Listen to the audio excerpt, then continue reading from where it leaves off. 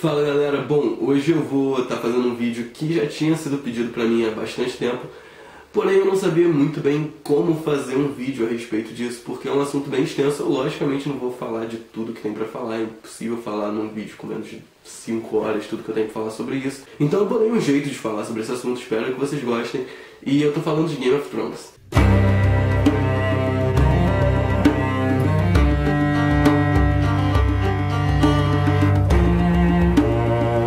Game of Thrones é uma série da rede de televisão fechada HBO que foi lançada em 2011 e foi criada e produzida por D.B. Weiss e David Benioff, que são os dois produtores da série. Game of Thrones é, na verdade, baseado na saga de livros As Crônicas de Gelo e Fogo, que foi escrita por George Martin, que é americano, e na teoria ele começou a idealizar os livros em 1991, mas ele só conseguiu publicar o primeiro volume das Crônicas de Gelo e Fogo em 1996. Originalmente as Crônicas de Gelo e Fogo seriam uma trilogia, porém acabou se estendendo um pouco mais. Hoje em dia tem 5 livros, mas Martin já está escrevendo os próximos 2, então na realidade as Crônicas de Gelo e Fogo só terminam no seu 7º volume. Para escrever as Crônicas de Gelo e Fogo, Martin se baseou em alguns acontecimentos reais, como por exemplo a Guerra de 100 Anos e as Cruzadas.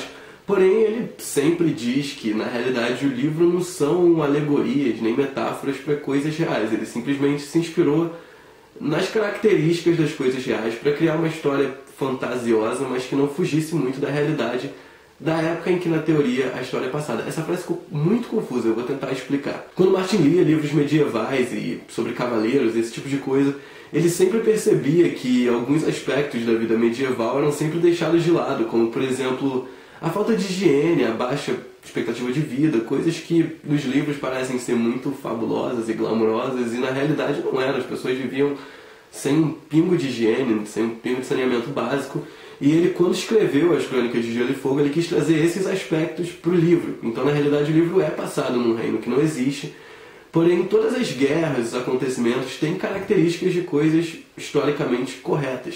Outra coisa que inclusive já foi até dita pelo Martin, que é realmente baseada em fatos reais, a muralha na realidade ela é inspirada no Muro de Adriano que o imperador construiu na Escócia para dividir o reino civilizado do reino dos selvagens, a mesma função que a muralha tem em Westeros nos livros. E o Martin visitou a Escócia nos anos 80 e ele usou a inspiração do Muro de Adriano para poder criar a muralha nos livros. Bom, eu vou tentar dar uma resumida aqui na história de Game of Thrones, lógico que é impossível, tem muito personagem. É uma das séries mais complexas que eu já assisti, então não teria como eu me estender aqui, até porque não ficaria interessante nem pra quem viu a série, que já sabe a história, nem pra quem não viu, porque eu daria um milhão de spoilers. Então, a história básica de Game of Thrones tem uma trama linear ao redor de algumas famílias que são as principais, porém, durante o seriado, várias outras famílias entraram, e hoje em dia a coisa está bem mais complexa do que estava, mas eu vou tentar explicar mais ou menos o básico. Existia a rainha Cersei e o rei Robert, que eram casados e eram os reis dos 7 reinos. O Robert morreu e acabou que para assumir esse trono entrou o filho da Cersei, o Joffrey, na teoria filho dela com o Robert.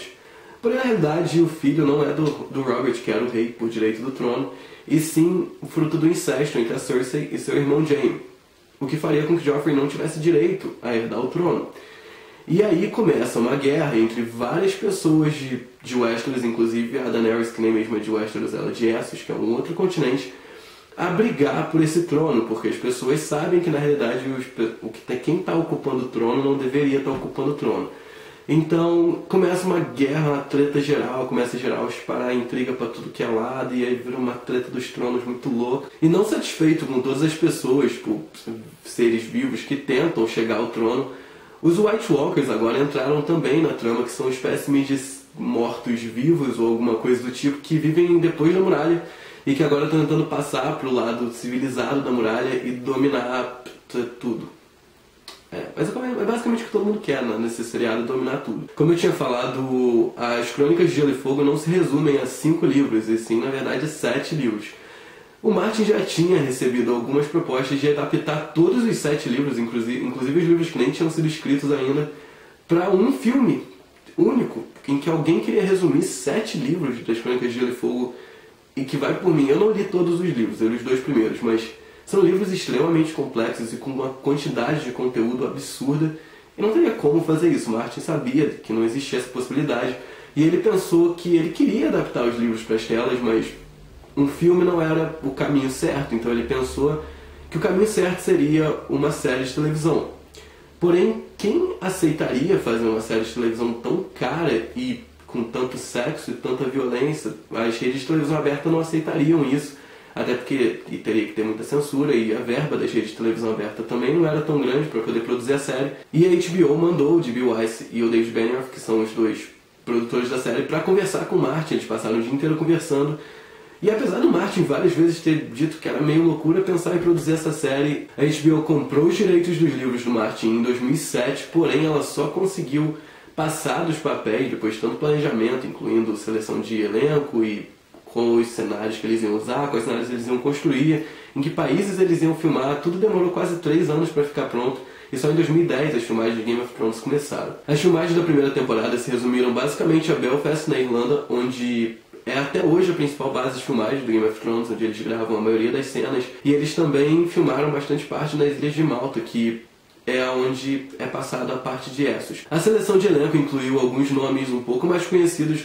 Claro, toda série tem sempre um nome que te atrai a ver a série, porque você fala, aquela pessoa famosa tá lá, deve ser bom, senão aquela pessoa famosa não estaria lá. Foi aí que entrou Sean Bean, na família dos Stark. Ele fez o papel de Eddard Stark, vulgarmente conhecido como Ned Stark. E ele, na realidade, era bem famoso. Ele já fez Senhor dos Anéis, já fez Silent Hill, enfim, ele já fez outros filmes. E o rosto dele era bem conhecido na época que ele entrou na série. E logo ao lado dele veio Michelle Fairley, que já fez os outros, e até Harry Potter. Ela fez a mãe da Hermione, que fez o papel de Catelyn Stark, que era a esposa dele. Na família dos Stark, basicamente, só tinham esses dois famosos. Todo o resto do elenco, a Maisie Williams, a Sophie Turner, o Kit Harington, todo mundo que fez os filhos dos Stark, ela foi o primeiro trabalho de todo mundo em Game of Thrones. Pra família dos Lannister, que são tipo os filhos da puta da série, sempre tem uma galera filha da puta em Game of Thrones, são os Lannister. Eles chamaram Peter Dinklage, que pra interpretar o Tyrion, que seria o anão, filho dos Lannister, aquele que sofre bullying, que todo mundo caga pra ele, porque ele é anão. E o Peter Dinklage, ele era amigo da Lena Headey, que interpreta a Cersei, e foi ele que convidou ela pra série. Hoje em dia, os dois têm os dois maiores salários da série, cada um recebe $150 mil por episódio, que no final de cada temporada rende mais ou menos $1,5 milhão pra cada um. Pra família Targaryen, que na primeira temporada só tinha 2 pessoas, não, tem 3, né? Tem aquele velho cego também. Mas enfim, o importante da família Targaryen, realmente, que dura mais tempo ali, é a Daenerys Targaryen, que é interpretada pela Emilia Clarke. A Emilia Clarke era atriz, ela havia se formado há cerca de um mês, mais ou menos, na faculdade de artes cênicas que ela fez, e ela tinha conseguido um papel num comercial de algum serviço público lá na Inglaterra. E a diretora de elenco do Game of Thrones assistiu esse comercial, resolveu chamar a Emilia Clarke para fazer um teste. Os produtores acharam um pouco arriscado, já que o personagem dela ia ter que ser um personagem muito imponente, de uma importância muito grande na série, e que deveria ser interpretado por alguém com um pouquinho mais de experiência, mas logo na primeira temporada a série já foi indicada a 27 prêmios, acabou levando 11, sendo que desses 11, 2 foram Emmys, porque eles tiveram 13 indicações no Emmy daquele ano. Agora eu falar um pouco dos números de Game of Thrones, eu acho que todo mundo que assiste a série deve ficar se perguntando quanto custa aquilo tudo, porque os efeitos especiais são sensacionais, as roupas são todas muito bem feitas. E como Game of Thrones não é passado no nosso mundo, mas no mundo fictício de Westeros, todos os móveis e todas as roupas e tudo tem que ser feito pra série. Na realidade, não tinha como usar nada que já existisse ali. Cada episódio de Game of Thrones custa em média $6 milhões, mas apesar disso ser um número bem absurdo, não é a média mais alta dos episódios de Game of Thrones. Já tiveram episódios que custaram $10 milhões como o piloto da série, e também o episódio da Batalha de Blackwater na segunda temporada custou $8 milhões, e além do normal que eles já gastam na série, eles ainda construíram um navio de guerra em tamanho real para poder fazer as cenas da batalha na água. E não satisfeito com isso, eles ainda chamaram mais 250 figurantes do que o normal que a série já tem. E esse gasto que eles fizeram só nessa parte da batalha, isso é sem contar todo o figurino, todos os cenários, o elenco e tudo que ele já tem que pagar normalmente na série. Aí você deve estar se perguntando se Game of Thrones é a série mais cara da história. Eu acreditei que era por um bom tempo, mas por incrível que pareça, tem várias outras séries que foram bem mais caras que Game of Thrones. Inclusive Game of Thrones ocupa, se eu não me engano, a 6ª posição nas séries mais caras da história. A maioria das séries que foram mais caras que Game of Thrones, na realidade, acabaram encarecendo pela questão de ter que pagar um elenco caro. Tipo, Friends, eu acho que é a 3ª série mais cara da história, e basicamente todo o gasto de Friends era no elenco, em que na 10ª temporada, se eu não me engano, o salário de cada um era basicamente $1 milhão por episódio, ou seja, só para pagar o elenco principal de Friends já eram $6 milhões por episódio. Mas outras séries como ER, que era uma série de médico, na época que George Clooney ainda estava na série, custava cerca de 13 milhões de dólares por episódio. Então, Game of Thrones ocupa a 6ª posição nas séries mais caras. E a mais cara de todas, caso você esteja curioso para saber, é a série The Pacific, que passou também na HBO, se eu não me engano. E era uma série de guerra e tal, e teve uma produção muito grande, e foi a série mais cara da história. Não só Game of Thrones é uma série que lucra muito hoje em dia, a maior audiência da HBO, vende muita coisa. Game of Thrones realmente é uma das séries mais lucrativas hoje em dia.